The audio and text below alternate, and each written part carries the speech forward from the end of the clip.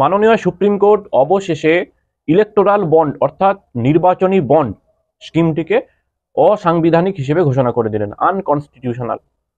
2018 সালে এই bond scheme, electoral bond scheme চালু হয়েছিল।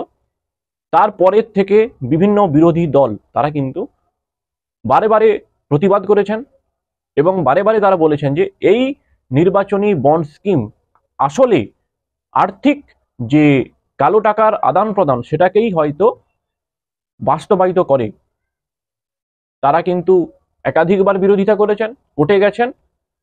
মাননীয় সুপ্রিম কোর্ট আজকের সেই স্কিমটি অসাংবিধানিক বলে ঘোষণা করলেন এবং এসবিআই, স্টেট ব্যাংক অফ ইন্ডিয়াকে এই বন্ড বিক্রি করাতে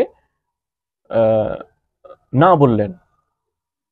যাই হোক, যেটা ঘটনা 2018 সালে এই স্কিম চালু হয়। এই স্কিমের মূল উদ্দেশ্য ছিল, যেটা সরকার পক্ষের দাবি, যে আর্থিক অনুদানের স্বচ্ছতা, নির্বাচনকে কেন্দ্র করে যে আর্থিক অনুদান, সেই অনুদানে স্বচ্ছতা আনার জন্য এই স্কিম।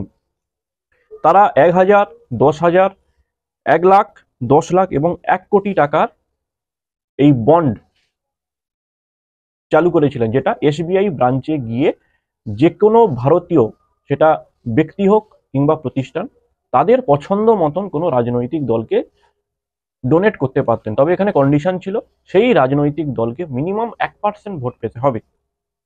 কিন্তু বিভিন্ন বিরোধী দল তারা বারে বারে দাবি জানিয়ে এসেছিল যে বিভিন্ন রাজ্যে কিংবা কেন্দ্রে যে সরকার ক্ষমতায় আছে, স্বাভাবিক নিয়মে কোনো ব্যক্তি কিংবা কোনো কর্পোরেট সংস্থা বেশিরভাগ তারা কিন্তু এই ক্ষমতাশীল দলগুলোকেই কিন্তু টাকা ডোনেট করবে।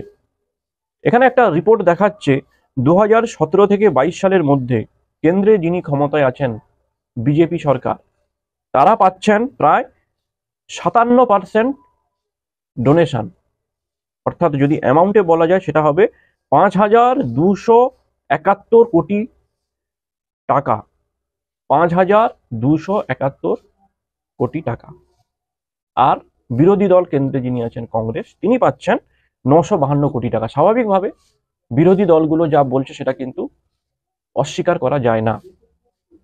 আজকের মাননীয় সুপ্রিম কোর্ট বললেন যে নির্বাচনী বন্ড যে স্কিম, সেখানে সবকিছুই ঠিক আছে, কিন্তু এত গোপনীয়তা কেন?